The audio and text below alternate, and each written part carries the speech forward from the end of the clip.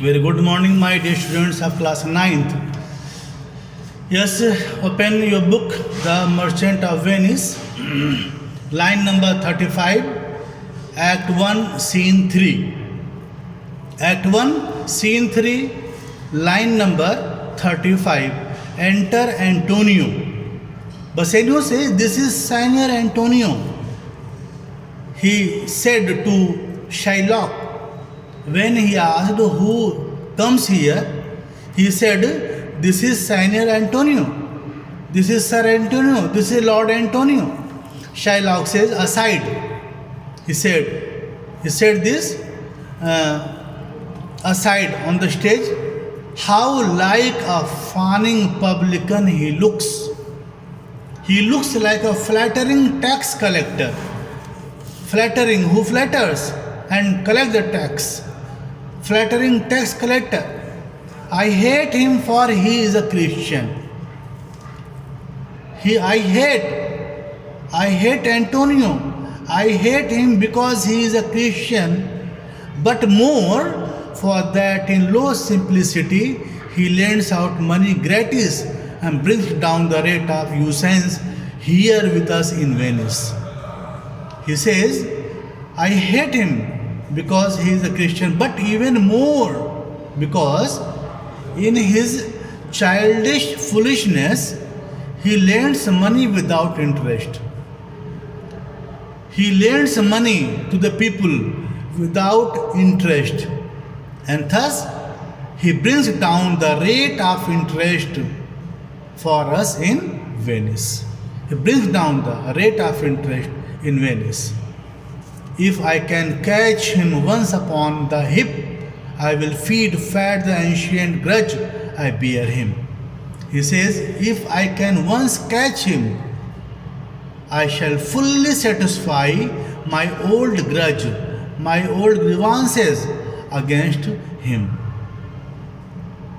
He hates our sacred nation and he rails even there where merchants most do congregate on me, my bargains and my well-worn thrift, which he calls interest. He says, he abuses in places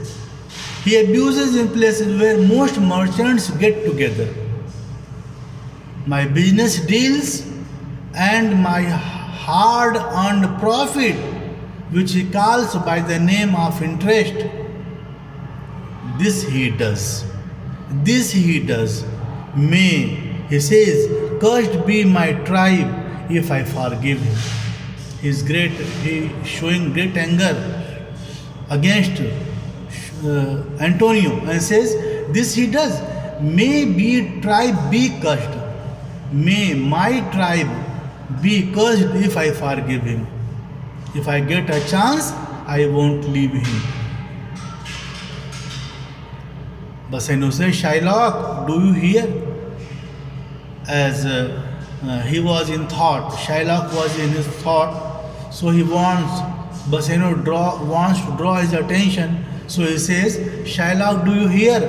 Shylock says, I am debating of my present store, and by the near guess of my memory, I cannot instantly raise up the gross of full 3,000 ducats.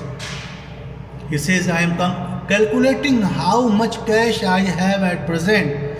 As far as my memory goes, I cannot immediately raise the full sum of 3,000 ducats. In my purse, I haven't 3,000 ducats. But that does not matter. He says, what of that? It doesn't matter. Tubal, a wealthy Hebrew of my tribe, will furnish me. He says, it doesn't matter. Tubal, a wealthy Jew of my tribe. Tubal is his friend. He says, a wealthy Jew of my tribe will lend the money to me. He will lend the money to me. But soft, how many months do you desire? But you tell me, but how many months do you want? To Antonio he says, greeting, rest you fair, good Signor. Your worship was the last man in our mouths. He says, you have just been the subject of our conversation. You have just been the subject. You have become the subject of our conversation. Antonio says, Shylock, albeit I neither lend nor borrow by taking nor by giving of excess, yet to supply the ripe wants of my friend, I will break a custom. Antonio says, Shylock, I neither lend nor borrow, taking another man's spare money, nor giving my own to anyone. However, in order to meet the immediate needs of my friend, here I shall break my habit. I shall break my habit. To Bassanio says, is he yet possessed how much he would? He asked to Bassanio, has he been told how much money you require?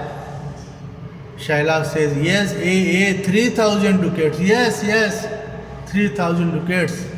He demanded me. Antonio says, and for 3 months. And for 3 months, he asked. Shylock says, I had forgot 3 months, you told me so. Well then, your bond, and let me see.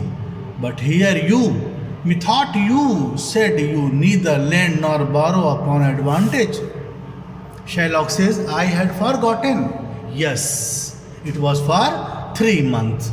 You told me so. Well, then your bond. Let me see.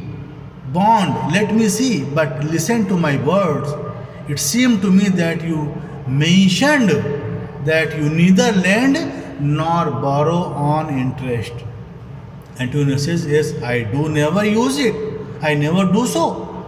Shylock says, when Jacob grazed his uncle Laban's sheep, this Jacob from our holy Abraham was, as his wise mother wrought in his behalf, the third possessor. He was the third.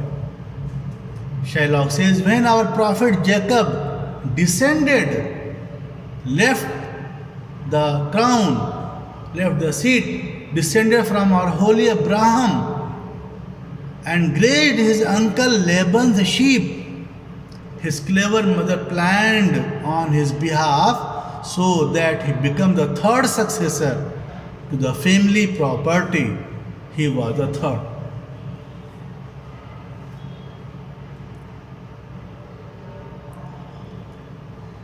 Antonio says, and what of him? Did he take interest? What about him? Did he take interest? Shylock says, no, not take interest. Not as you would say, directly interest. Mark what Jacob did. He says, no, he did not as you understand the meaning of word today, which means direct interest. What did he do? What Jacob did? When Laban and himself were compromised, that all the enlings, which were strict and pied, should fall at Jacob's ire.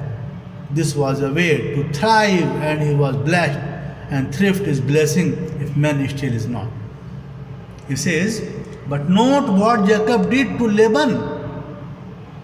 He had agreed that all the newborn lambs that were stripped or spotted should be Jacob's share as the payment for his services. That was the way to become rich. And that was the way to become rich, and he was blessed in doing so. All profit is a blessing if men do not steal it from others. Antonio says, this was a venture, sir, that Jacob served for a thing not in his power to bring to pass, but swayed and fashioned by the hand of heaven. Was this inserted to make interest good? Or is your gold and silver ewes and rams? Antonio asked a question to Shylock. That was an enterprise, that was a business, sir, for which Jacob worked, and it was not in his power to make it happen. God did it. It was controlled and designed by the hand of God. Was this mentioned in order to justify the charging of interest? Or do you consider your gold and silver as ewes and rams? Shylock says, I cannot tell, I make it breed as fast, but note me, Sinier. I cannot tell you that I make my money increase as fast as ewes and rams, but listen to me, sir. And what happens after that, you will study in my next video. Thank you so much, students.